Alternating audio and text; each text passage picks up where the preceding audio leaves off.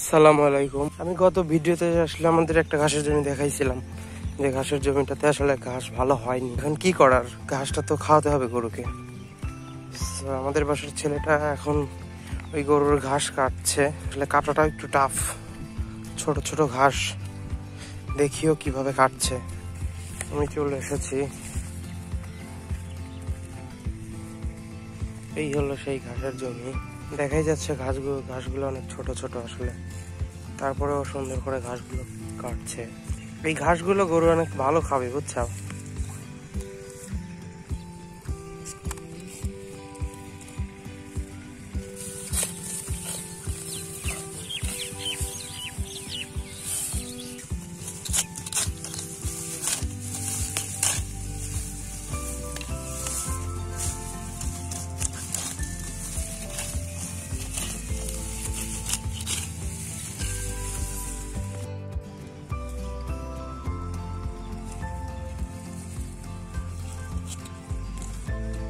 জমির ওই আইলটা থেকে শুরু করে যদি ও এত দূর অব্দি আসে তাহলে মোটামুটি 1 বোঝা ঘাস হবে।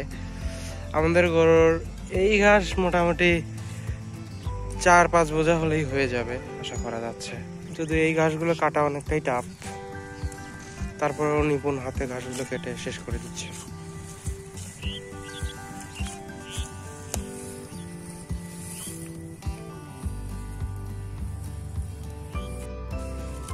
এখন আমরা আসলে দেখতে পাচ্ছি যে নিপিয়ার ঘাসের সাথে জব আছে, তার চেয়েও বেশি আছে যে অন্যান্য ঘাসগুলো।